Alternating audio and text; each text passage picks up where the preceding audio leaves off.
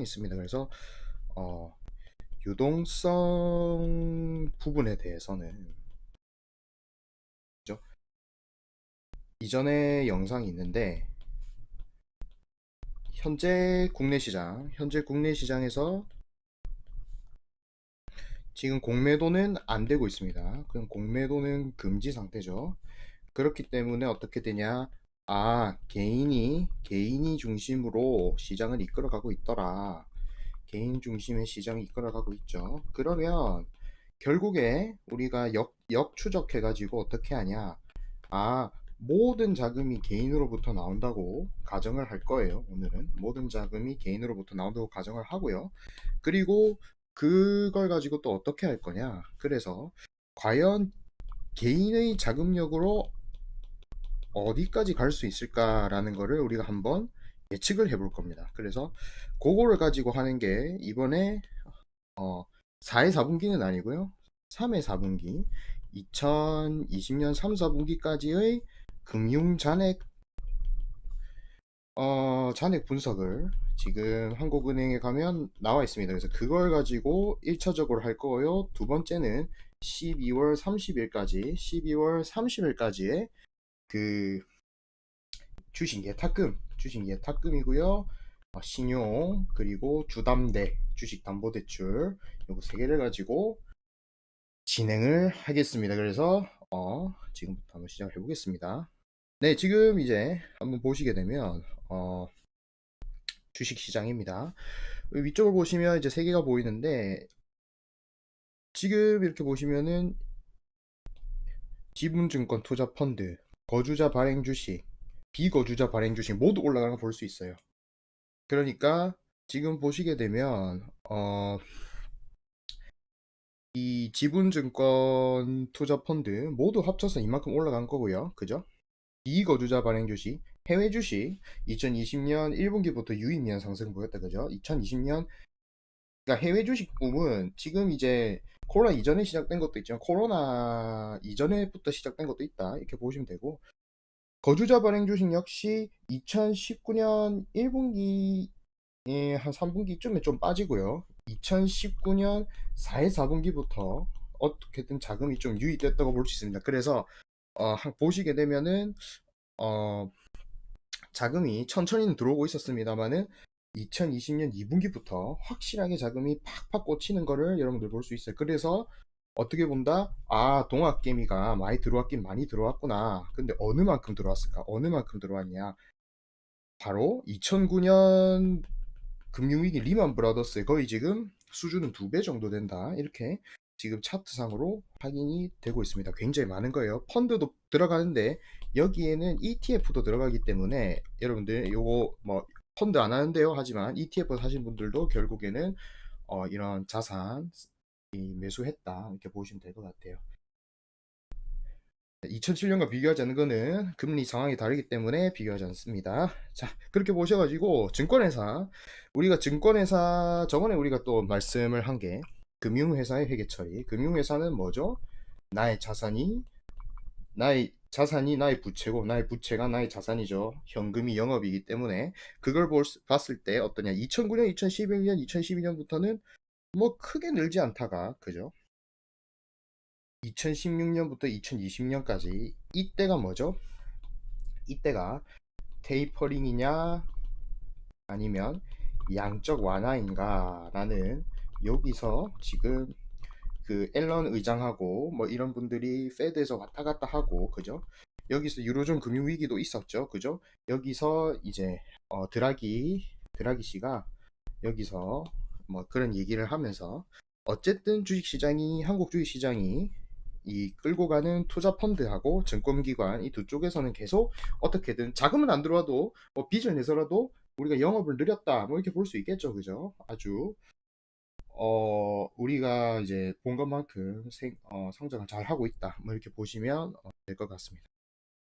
그러면은 이제 이 자금이 어디서 나왔냐 그죠? 우리가 지금 동학개미라는 거를 보고 있습니다. 그러면 동학개미들 어떻게 할 거냐? 자, 일단은 내가 소득으로 번 그죠? 여기서 구조를 한번 설명할게요. 소득으로 달러 모양을 돈을 벌었어요. 그죠? 요걸로 자산을 매입을 합니다. 이걸로 자산을 매입을 하는데 요게 집이 될 수도 있고요. 요게 주식이 될 수도 있고요. 그죠? 근데 이 집을 샀는데 주식으로 갈아타고 싶으면 집을 팔 수도 있겠지만 뭐 대출을 낼 수도 있고요. 그럼 내가 이 소득 자체를 담보로 해가지고 신용대출을 낼 수도 있는 겁니다. 그래서 이 개인의 우리 현금 흐름, 개인을 하나의 기업으로 놓고 현금 흐름을 한번 재보면 요 회색이 현금의 흐름이고요. 이제 요 노란색은 보험입니다. 그리고 나머지 뭐 거저 반영주식, 출자 지분 뭐 이런 걸 다 넣어놨는데 결국에는 우리가 이 금융자산으로만 봤을 때는 그죠? 금융자산으로 우리가 볼게요. 지금 차트에 굉장히 재미있는 점이 나타나고 있는데 이 빨간 게 지금 순자산입니다. 순자산. 순자산이라는 게 뭐죠? 결국에는 그렇죠. 자산에서 부채를 뺀 것이 우리가 자산이 되는 겁니다. 근데 이 순자산이 있죠. 근데 이 순자산은 늘고는 있습니다만은 굉장히 신기한 거는 그죠? 지금 가게가 갖고 있는 요 현금, 가게가 갖고 있는 현금이 부채의 양과 거의 동일합니다. 지금 이 파란 선을 보시게 되면 현금과 예금이 갖고 있는 이 양이 부채하고 똑같아요. 그러니까 어떻게 볼 수 있냐? 아, 한국의 가게는 그죠? 한국의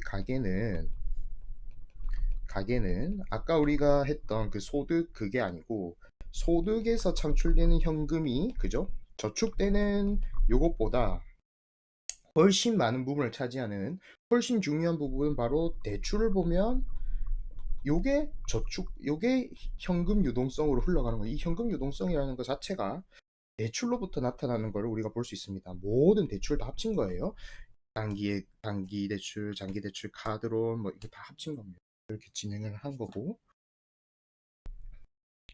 그래서 우리가 계속 진행을 해서 그러면은 단기 대출금과 장기 대출금을 우리가 한번 비교해 보자고요.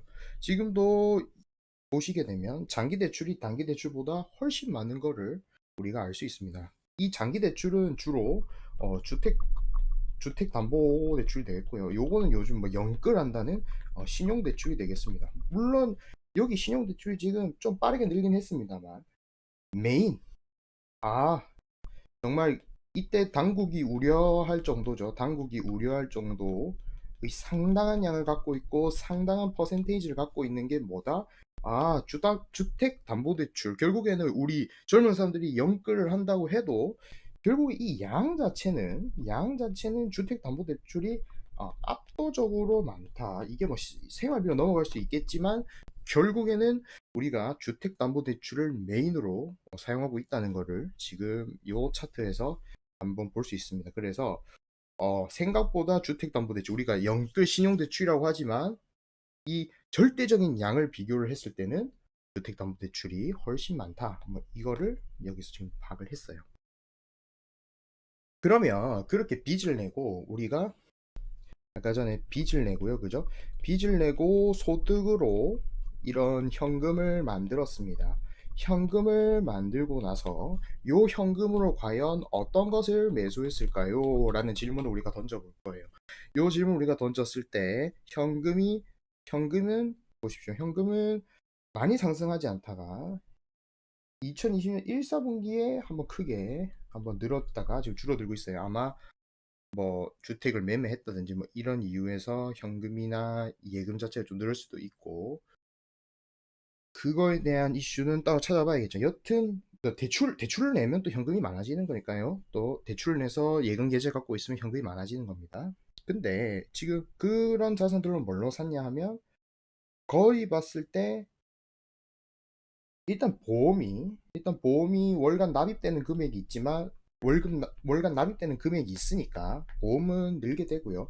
하지만 2020년 지금 여기 2, 4분기, 3, 4분기죠. 2, 4분기, 3, 4분기에 하늘색 차트를 보시게 되면 결국에는 요 자산으로 대거 매입한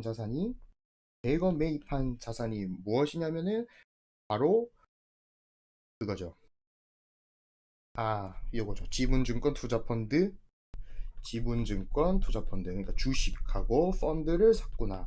근데 중요한 거는 뭐죠? 그만큼 현금이 줄었죠. 그죠? 그만큼 현금이 줄었습니다. 여기 차트에 예쁘게 보이고 있어요. 현금이 줄었다. 이게 지금 보이고 있네. 그러면 결국에는 어떻게 될까요? 결국엔 어떻게 되냐면 빚과 소득으로 현금을 만든 게 그대로 빠지죠. 그죠? 그대로 빠지는 게 많은 부분이 주식으로 빠졌구나. 그래서 지금 볼 수 있는 거는 빚과 소득인데 아까 봤듯이 소득은 작다. 아까 전에 소득의 프로포션, 소득의 이 비율은 작다는 거예요. 소득의 비율은 작으니까 결국에는 대출이 굉장히 중요한 요소구나. 그래서 앞으로 부동산과 같은 주담대나 자산 담보대출 요거를 중심으로 보면 이해가 빠르겠다. 그죠? 그래서 우리가 요거는 순 자산이 될 거고요. 요거는 이제 주식입니다. 우리나라 사람들이 산 주식이에요. 그래서 이 하늘색 투명 차트는 한국인이 산 한국 주식이고, 초록색 요 투명 차트는 한국인 가계 총 자산, 순 자산을 잡은 거예요. 그래서 요거는 네, 제가 그냥 자산 빼기 부채 해가지고 에쿼티를 잡은 겁니다. 그래서 지금 요걸 보고 계세요. 자, 그러면 역사적으로 과연 어느 만큼 갔냐? 우리나라 지금 이 가계에 자산은 빠르게 증가했는데 요게 아마 부동산 가격이 오른 것도 있을 것이고요. 소득이 증가한 것도 있을 겁니다. 왜냐하면 요 상황 동안 낮은 금리로 한국이 그렇게 뭐 유로존처럼 나쁜 걸 겪지 않고 일정 부분 잘 성장을 해왔어요. 그죠? 일정 부분 잘 성장해왔고 요 부분에서의 요 차트는 완전히 소득보다는 그냥 부동산 가격이 뛴 거다. 그리고 주식 가격이 뛴 거라. 이렇게 순자산으로 우리가 체크를 할 수 있어요. 요거는 이해가 가실 거예요. 잠깐 보여드리겠습니다. 그래서 요 부분, 그죠? 요 부분, 요 부분이 굉장히 지금 돋보이는 구간이고, 두 번째 구간이 이거죠. 이 2021년 4분기에서 주식이 차지하는 비율이죠. 요거 두 개가 지금 주식이 차지하는 비율인데, 요 주식이 차지하는 비율이 떨어졌다가 회복하고 있어요. 순자산에서. 그러면 요 말은 자산이 있는 분들, 부동산이 있든 자산이 있는 분들이 주축으로 들어오고 있다. 그러니까 주축으로 지금 자산이 많으신 분들이 순자산이 느니까 순자산이 느니까 대출을 더 많이 받을 수 있고, 대출을 더 많이 받을 수 있으니까 증시에 자금이 더 유입되고, 증시에 자금이 더 유입되니까 증시가 오르고, 증시가 오르니까 내 자산이 또 늘어나는 이런 현상을 겪고 있죠 지금. 그죠? 그러니까 이 젊은이들의 신용대출의 힘하고 이 40대, 50대 자산을 가지신 분들, 집을 가지신 분들이 담보로 쓴 돈하고 비교하자면 여기서도 볼 수 있듯이 이 파워는 이쪽이 더 강하다. 이렇게 지금 말씀을 드릴 수 있을 것 같아요. 여기까지 흐름을 쫓아오셨죠? 그죠? 한번 체크를 하겠습니다. 여기서 한번 끊어가고요. 그죠? 여기서 여기까지 지금 설명이 쫙 나갔어요. 이해가 되면 뭐 1번이라도 한번 쳐보시면 좋겠네요.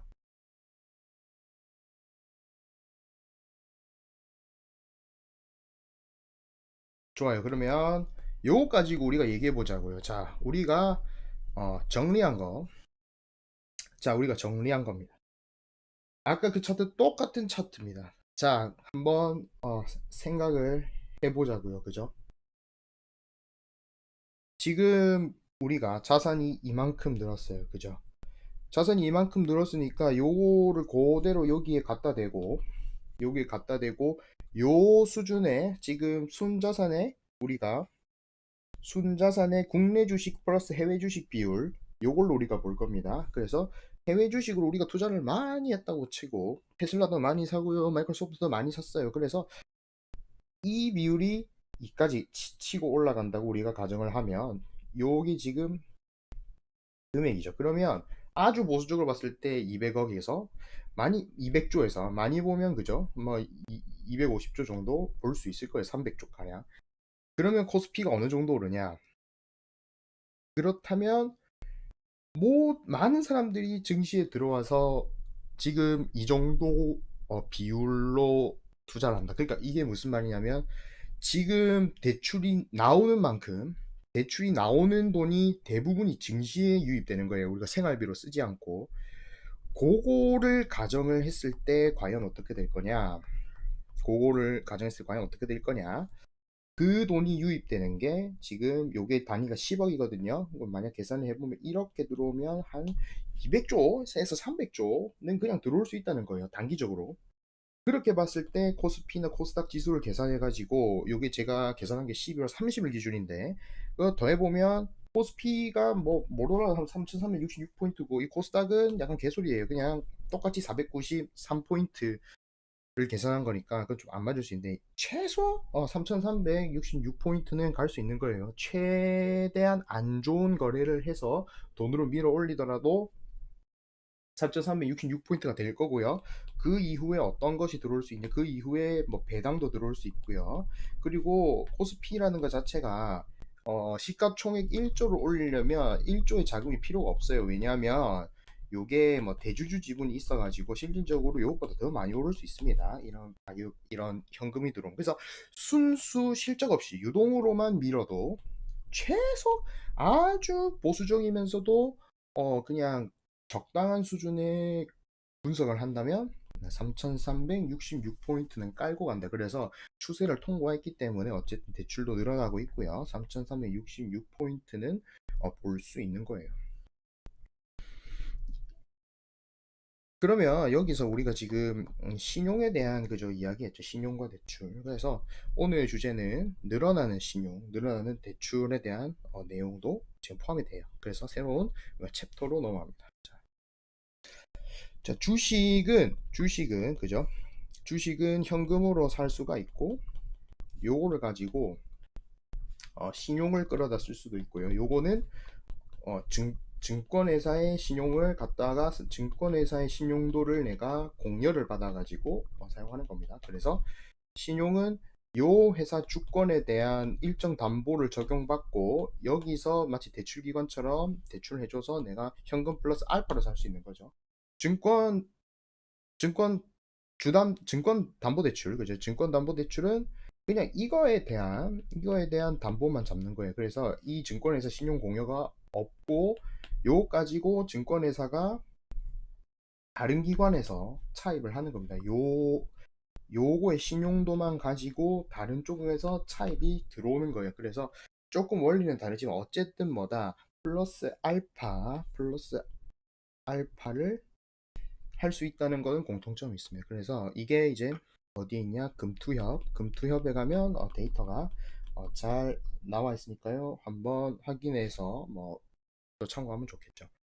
그래서 일단은 가장 중요한 게 예탁금입니다. 자, 예탁금. 아까 전에 우리가 지금 풀렸던 돈을 봤습니다. 자, 풀렸던 돈 여기 이 부분하고 그죠?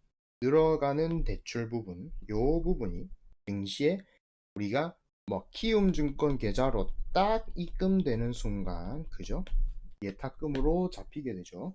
예탁금을 잡혀서 예탁금이 쫙 올라간 게 여러분 보이시죠? 자, 어느 정도 올라갔습니까? 지금 한 2000, 그죠? 16년에 한 3배가, 그죠? 3배가 올라간 겁니다. 이게 지금 억 원이니까요. 뭐 60조 가까이 들어온 거예요. 원래는 20조다, 그죠? 그래서 코스피 지수하고 코스닥 지수가 이렇게 올랐어요. 60조 들어왔어요. 60조 들어온 게 아니죠. 그러면 한 40조 들어온 거죠. 근데 60조가 깔려 있다. 일단 예탁금은 그렇게 돼 있다. 그죠? 근데 우리가 예탁금으로만 주식을 하지 않기 때문에 시장이 더 격렬하게 움직이는 겁니다. 그래서 보통 신용하고 융자를 우리가 더합니다. 신용하고 융자를 다 더. 그러니까 아까 얘기했듯이 신용 비율도 있고요. 그죠? 융자 비율도 있어요. 그래서 요게 한 계좌에서는 안 되지만 따로 되는 계좌에 따로따로 계좌를 하면 또 되기 때문에 요거를 해가지고 우리가 딱 비율을 한 겁니다. 그래서 만약에 20조에 그죠? 20조에 이게 지금 비율이니까 20조에 뭐 이거 100%면 이게 신용이 지금 100% 깔려 있는 거죠. 그죠? 이렇게 예탁금 자체가 지금 신규 예탁금, 그러니까 신규 이 동학개미가 들어오면서 지금 신용 더하기 융자율이 딱 떨어졌죠. 그죠? 그러니까 어떻게 본다면 신용 더하기 융자율 떨어지기 때문에 신용하고 융자가 터질 확률은 그냥 어떻게 났다. 그러니까 개인들끼리 지금 막 공매도가 없는 상태죠. 공매도가 우리가 없는 상태에서 개인들끼리 막 매매를 했을 때 신용융자가 터져서 코스피 다 떨어지고 코스닥 다 떨어지고 이럴 확률은 굉장히 낮다는 거예요, 지금. 왜냐하면 원래 코스피 코스닥은 이 지수가 낮으니까 신용으로 끌어쓰는 사람들이 있을 정도로 굉장히 신용도 많고요. 대출도 그냥 엄청나게 많습니다. 특히 대주주 지분도 대출이 있는 경우가 있는데 이게 왜 중요하냐면 이게 왜 중요? 대주주들이 여기서 대출을 그죠 받았어요. 근데 요게 주가가 오르면 주가가 내리면 이게 반대 매매가 걸리고요. 주가가 오르면 그죠? 주가가 오르면 이게 유지가 되고요. 그죠? 요런 게 있어요. 그래서 비율이 더 떨어진 거예요. 여기에는 개인 투자자들이 물론 대출을 좀 적게 받은 개인 투자자 새로운 동학개미들이 신용을 덜 받고 새로운 마인드, 우량적인 마인드를 가졌다 이렇게 볼 수도 있지만 요거에서 봤을 때는 대주주 담보 지분, 담보 대출 그죠? 요거가 일정 부분 리스크가 하회됐다 그죠? 그래서 요것도 우리가 알아야 된다. 그래서 실질적으로 그냥 신규 자금 유입이 많았고 어느 정도 담보 비율은 떨어진 상태로 코스피, 코스닥 거래되고 있다 보시면 돼요. 그래서 이렇게 보시면 지금 아주 극명하게 잘 나오죠. 여기서 이제 유가증권 시장의 신용, 이게 지금 신용만 보여요. 신용하고 대출이에요. 요게 유가증권 신용, 요게 코스닥 신용, 그리고 요거는 양시장 싹 다 들어가는 대출입니다. 자, 여러분 여기서 보시면 그죠? 여기서 보시면 그때 크게 한번 떨어졌을 때 지금 크게 한번 떨어졌을 때 대출도 터진 게 일부 있어요. 대출도 일부 담보가 터졌고 신용도 일부 담보가 터져가지고 반대 매매가 나온 걸 여러분들 볼 수가 있습니다. 자, 근데 여기서 이제 굉장히 중요한 거는 담보대출은 늘지 않았다는 거예요. 하지만 신용은 늘고 있다. 그래서 대출 같은 경우는 실제로 개인들이 이용을 잘 안 하는구나. 그죠? 개인들이 이용 안 하고 이거는 많은 부분은 대주거나 뭐 사모펀드거나 그죠? 사모펀드 하시거나 인수하시는 분들 뭐 이런 쪽이 많이 연료가 돼 있죠. 그러니까 주식 가격 오르는데도 대출이 안 느는 거예요. 근데 신용은 많이 늘고 있죠. 그죠? 신용은 많이 늘고 있어요. 그래서 보시게 되면 신용은 지금 거의 뭐 평시의 2배 정도. 그리고 굉장히 재밌는 거는 코스피하고 코스닥이 시가총액 차이가 굉장히 많이 나는데도 그 600, 한 90, 2800 이렇게 치면은 690, 2800이면 한 3, 4배 차이 나는데 3, 4배 차이 나는데 그죠? 4, 5배인가요? 3, 4, 5배 정도 차이 나는데 그죠? 신용은 똑같아요 그죠? 신용이 똑같다. 그럼 뭔 말이냐? 뭔 말일까요? 그러면 코스닥에 그죠? 코스닥의 이 리스크가 엄청나게 크고요. 코스피보다. 그죠? 신용으로 봤을 때는 그렇다라는 거를 우리가 볼 수가 있습니다. 그래서 지수는 코스피 지수만 들어왔지만 어쨌든 신용은 거의 똑같다. 지금 뭐 그냥 똑같이 그냥 이거 어떻게 본다 코스피에서 코스닥도 사는데 신용으로 들어가는 비율 자체는 코스닥이 훨씬 높은 거예요. 자, 그래서 여기서 우리가 공매도 한번 만약에 공매도가 풀리면 어떻게 될 건가? 공매도는 그리고 어떻게 작동할까? 자, 여러분들 2015년 4월 26일 2015년 4월 26일자 여러분들 뉴스 제가 캐왔습니다. 캐왔고 내추럴 엔도텍이 터졌죠. 그때 내추럴 엔도텍이 터진 거를 여러분들 보고 있어요. 그래서 어떻게 될 수 있는가? 종목의 이상 발생이다. 코스닥 과열론, 밸류에이션 부담이 한꺼번에 터진다는 거. 자, 여기서 중요하죠. 한꺼번에 터진다는 게 일단 중요한 거예요. 그리고 코스닥이 떨어지면서 그죠? 처음에 1.71% 떨어지다가 그러니까 처음에 5% 떨어지다가 이제 1.71%로 돌아왔는데 그 이후로 계속 떨어진 겁니다. 코스닥이 거의 뭐 1년 넘게 행보를 했어요. 그런데 뭐죠? 이전에 그죠? 요거는 뭐 이름 밝히면 조금 그러니까 목표 주가는 이 떨어지기 직전까지 계속 올리고 있었습니다. 뭐 단기 악재가 됐든 뭐가 됐든 계속 올라가고 있었어요. 그래서 만약에 그죠? 만약에 일부 이 말씀드리고 싶은 게 일부 시장의 종목들이 자금을 빨아들이는 거예요. 그러니까 이게 실적하고는 별 관련 없이 지금 올라가는 걸 다들 느끼실 겁니다. 그래서 실적하고 별로 관련 없는 이런 코스닥 회사들이 그죠? 코스닥 회사들이 자금 이 거래량을 막 잡아먹는 애들 있죠. 거래량이랑 시총을 잡아먹는 요런 주식들이 그죠. 요런 주식들이 결국에는 우리가 어떻게 갈까? 결국에 얘들이 떨어지면 실적이 좋은 코스피 회사도 코스닥 회사 먼저 떨어지고요. 여기서 신용담보가 깨지면서 그죠? 신용담보가 깨지면서 코스피까지 불이 옮겨 붙는데 누가 없죠? 누가 없냐? 누가 없냐? 외국인이 없어요. 그래서 이 말은 내릴 외국인도 없고 올릴 외국인도 없어요. 그래서 여러분들이 그거를 우리가 한번 또 봤던 게 아까 우리가 또 한번 구경하러 가야죠. 여기죠. 그죠? 자, 지금 보통 뭐 한 7, 8조 정도 신용이 돌고 있었는데 그죠? 여기에 5조 미터 떨어지 그러니까 반타작이 나는 거예요. 반타작이.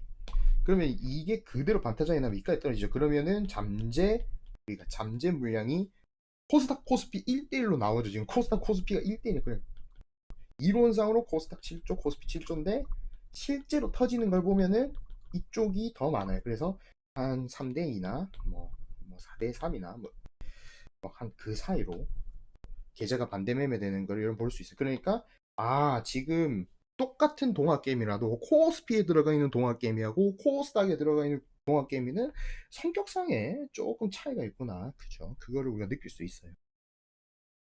그래서 코스닥 종목들이 다 잘 오는 거지. 그래서 만약에 공매도가 돌아오면 어떻게 될 것인지. 자, 공매도의 우리가 패턴을 알려드리자. 우리 공매도를 생각하는 거는 첫 번째는 이게 나쁘다고 보는 게 있어요. 하지만 이게 나쁘기도 하고 좋기도 하고 그렇기 때문에 어떻게 행동하는지만 뭐 오늘은 가치평가 같은 거는 안 하도록 하겠습니다. 그냥 야 이거 어떻게 그러니까 이 공매도 세력이라는 게 도대체 어떻게 매매를 하길래 이 주가 떨어지느냐 라는 거를 한번 알아보는 그런 시간을 가질 겁니다. 지금 보시면 공매도 거래량 빵 이때는 잔고가 없었습니다.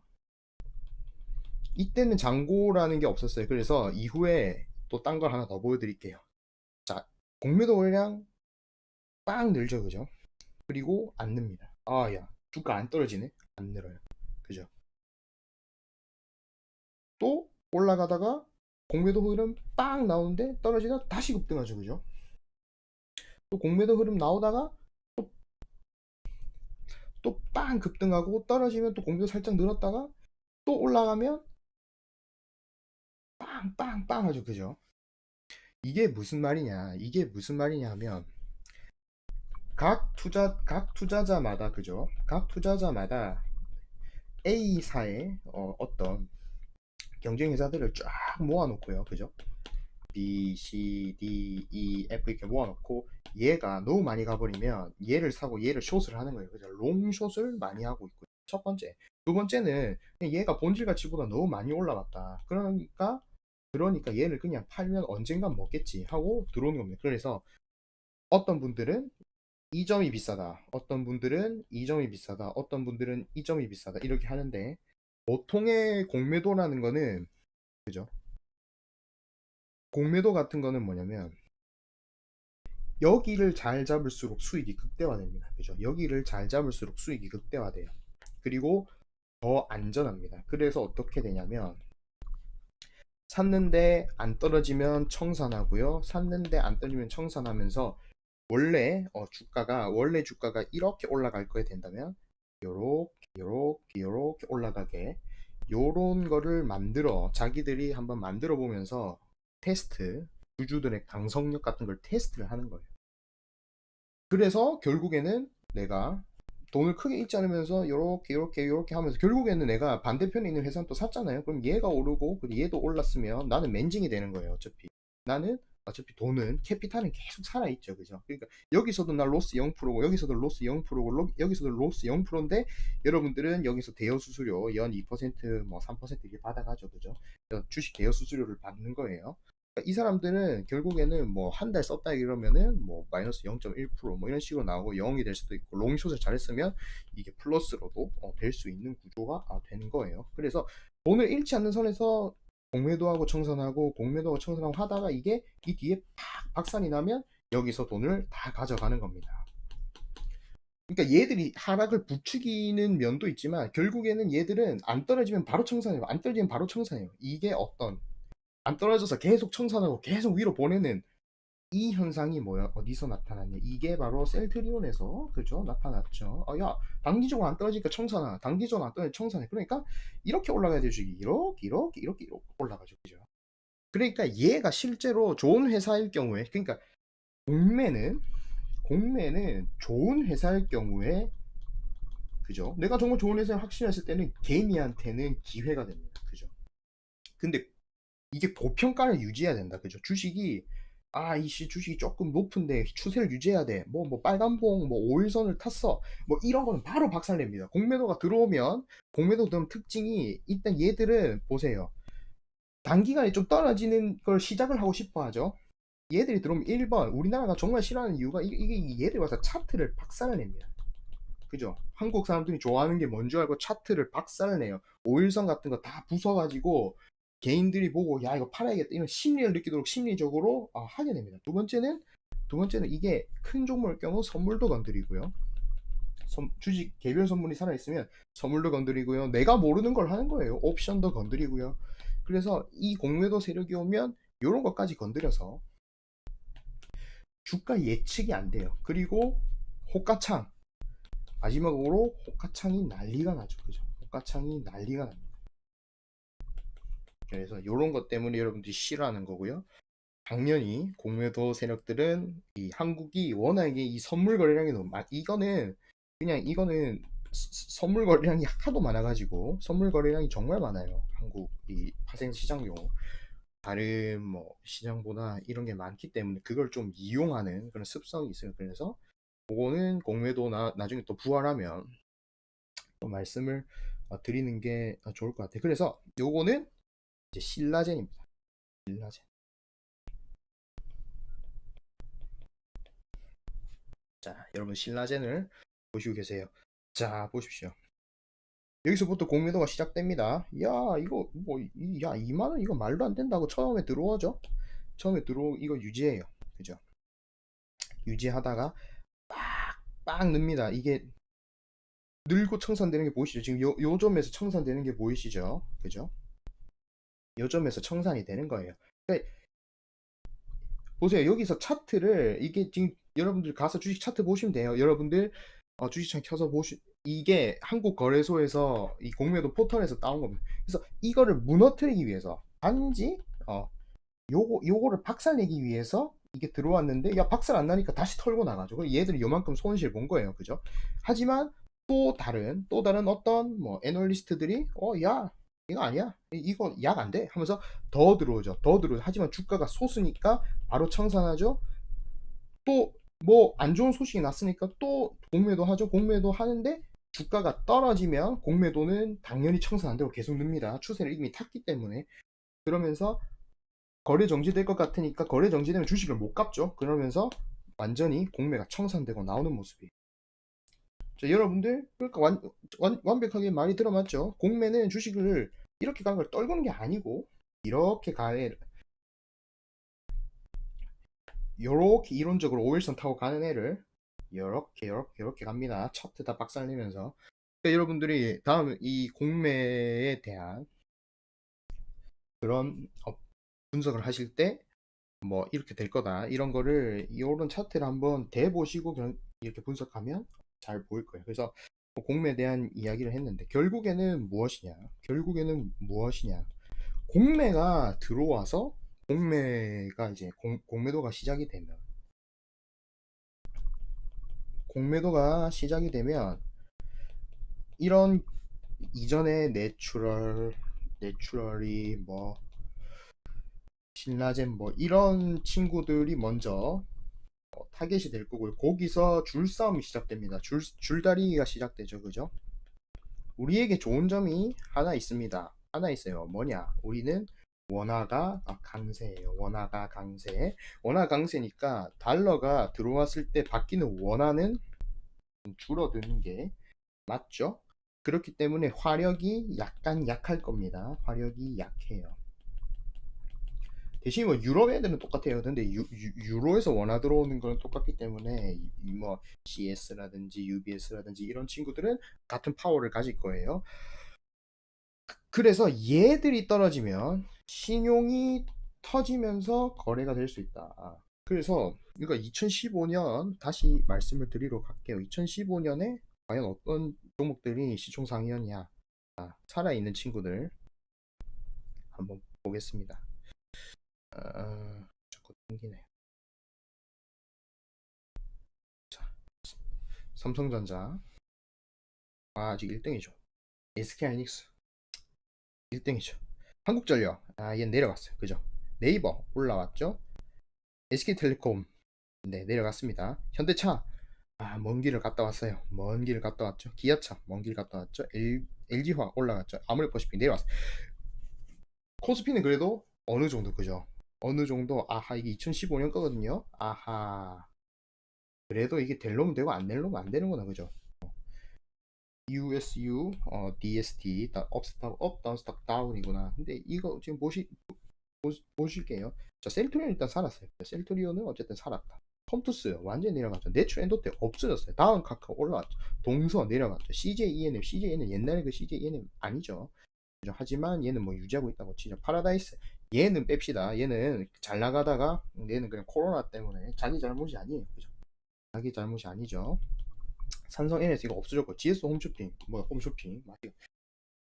여러분들 이게 보시면 업황 때문에 이렇게 그냥 내려간 친구들도 있지만 그냥 없어진 애들이 태반입니다. 그냥 완전히 뭐 그냥 이렇게 시대를 이겨내지 못하는 기업들이 많아요. 그렇기 때문에 이걸 아는 거죠. 상패 종목이 얼마나 많습니까? 코스닥이 당연히 공매도의 타겟이 되는 거예요. 그리고 더 좋은 건 뭐다? 코스닥 중에서 이렇게 시총이 큰 종목들은요. 시총이 크면 개별 주식 옵션하고 개별 주식 옵션이랑 그리고 선물 여기 둘 다 살아있기 때문에 공매도 하는 데는 괜찮아요. 자, 옵션을 깔아놓고 내가 공매를 하면 여기 딱 오면은 내가 여기서 보험을 줄 수 있는 거니까 그거는 굉장히 이 공매도는 특히 이렇게 대형으로 올라올수록 그죠? 대형 시가총을 가질수록 타겟이 좋은 거예요. 그래서 신라젠이라든지 셀트리온 같은 게 신나게 타겟이 되는 거예요. 왜냐하면은 옵션과 선물이 있으면 이거는 공매도에 방어막이 되는 거죠. 야, 옵션 사놓고 나중에 주식을 받으면 되니까 아무리 여러분들 주식을 많이 사도 선물 계약에 의해서 주식을 받을 수가 있어요. 그래서 특정 가격에 보험 들고 그죠? 매매를 할 수 있다는 것도 코스닥 대형주를 공매도 하는데 상당한 장점이 됩니다. 자, 그러면 지금 공매도에 대한 얘기를 했어요. 공매도가 들어오면 그럼 공매도가 안 들어오면 어떻게 될 겁니까? 자, 이거는 매매 신용 비율이에요. 자, 지금까지는 공매도가 들어오면 그죠? 시가총액 상위인데 밸류가 높은 종목부터 닫힌다.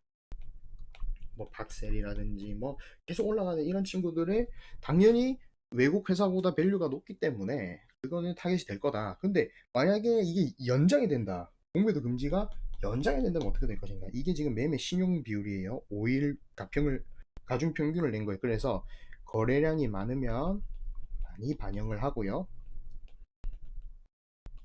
거래량이 적으면 많이 적게 반영하는 그런 식이 되어 있습니다. 그래서 이렇게 보시면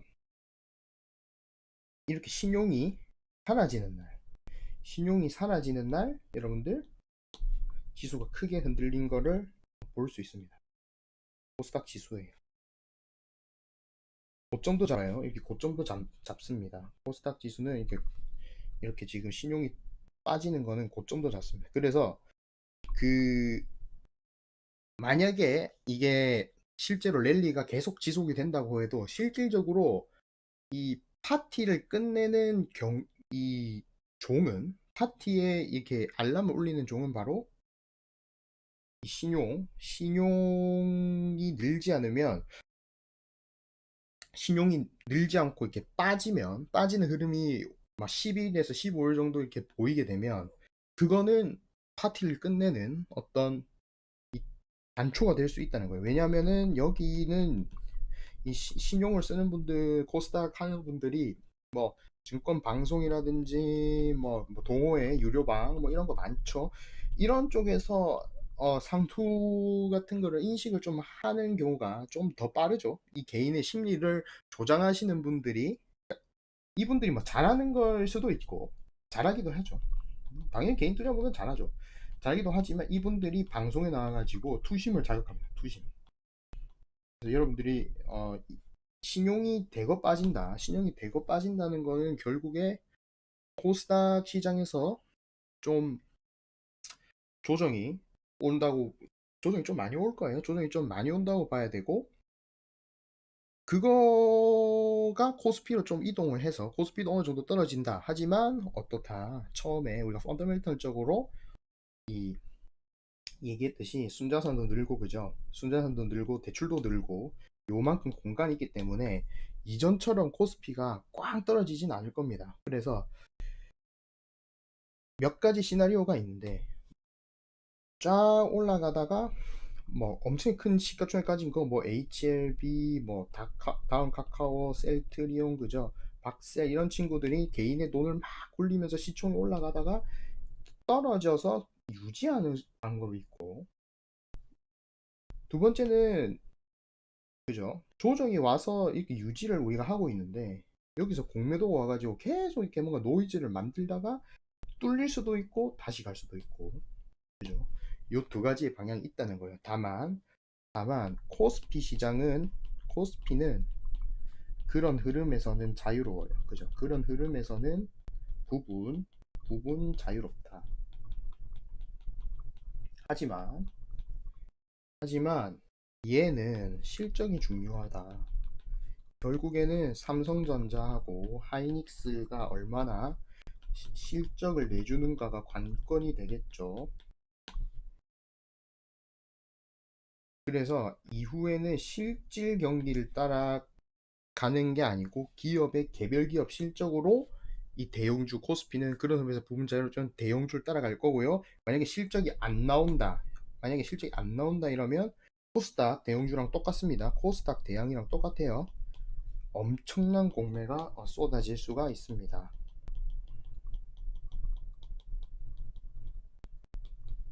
하지만 우리가 환율이 우리 편이기 때문에 갑자기는 안 쏟아질 거예요. 1200원에서 공매도에서 1000원에 나가는 거랑 아예 다른 문제입니다.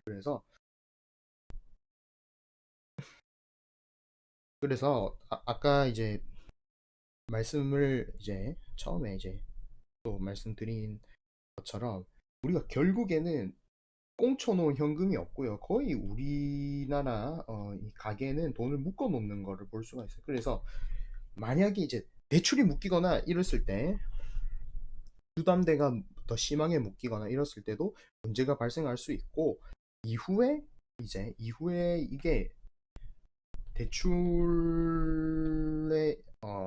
편의성이라고 하죠.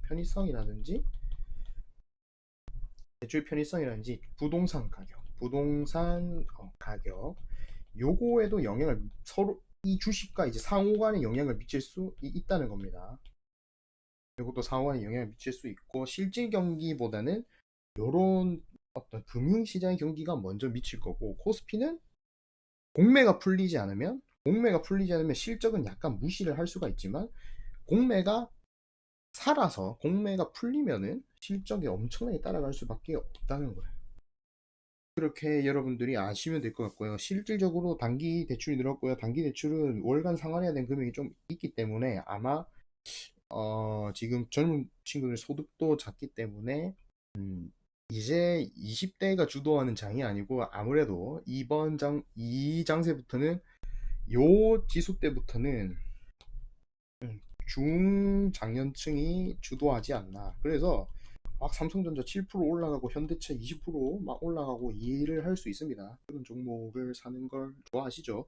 그래서 중장년층이 좀 이제부터는 시장을 주도하는 게 될 거고 코스피는 그렇고 코스닥은 뭐 신용이 살아있고 담보 비율이 살아있는 한 계속 움직일 겁니다만 어쨌든 주목해야 될 주식 야 이거 고점이다 어떻게 파악하냐 뭐 경제 지표를 보나요? 안 보죠. 뭐 대출 수요를 보나요? 안 보죠. 뭘 보냐?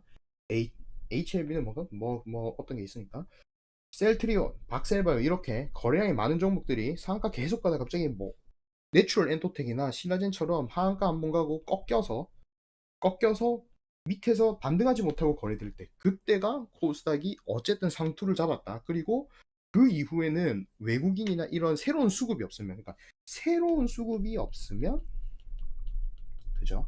다시 이 자리로 올라가기는 어렵다라고 생각하시면 됩니다. 그래서 상투를 조심을 하시고 코스닥 시장에서 코스피 시장은 어쨌든 중장년층이 끌고 가니까 공매가 없고 뭐 그렇다면 일단 뭐 3,300까지는 열려갈 겁니다만 이후에 또 반도체 시장은 시클리컬 하죠. 그래서 삼전이나 이제 SK 하이닉스 뭐 이런 거에 대한 이제 반도체 내용은 또 채널에 잘 돼 있어요. 그래서 그거 보시고 공부하시면 될 것 같고요. 앞으로 영상 많이 올 테니까 또 좋아요 구독 부탁드리고요. 오늘은 여기서 끝내도록 하겠습니다. 여러분들 요 자료 뭐